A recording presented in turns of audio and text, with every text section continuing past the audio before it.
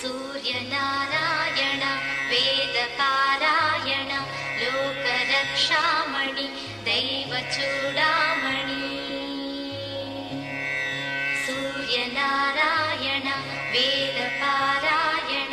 लोकरक्षामणि दैवचूडामणि आत्मरक्षा नमः पापशिक्षा नमो